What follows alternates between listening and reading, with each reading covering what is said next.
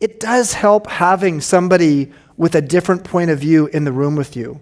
And that, whether the diversity is age or race or gender, it helps a lot. And maybe he didn't have enough of that thought diversity, cognitive diversity on his senior team. It was a lot of people sort of thinking the same way.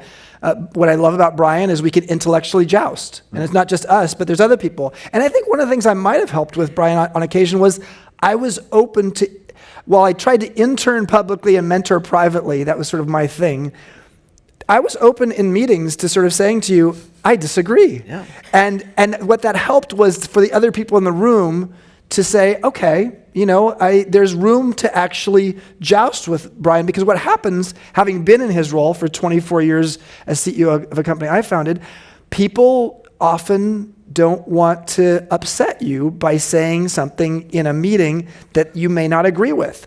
And so a lot of people just end up sort of saying it privately or behind the scenes, when in fact it's going to be a lot more helpful if it happens right there in the room. Does that make sense? No, totally. I remember asking Sheryl Sandberg, somebody else I've sought advice from, and I asked her, this was either 2011, 2012, would have been before Chip Conley got involved in Airbnb, and I asked her, what will be my biggest challenge?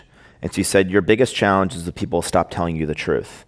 She said, it will happen, and she thought about it for a minute, she goes, it's probably already happened, you just don't know it yet. And I think that Chip was always willing to tell me the truth. The truth means that you're willing to tell people things regardless of the consequence of how they feel about them, because they care about you. And I think that's really, really important.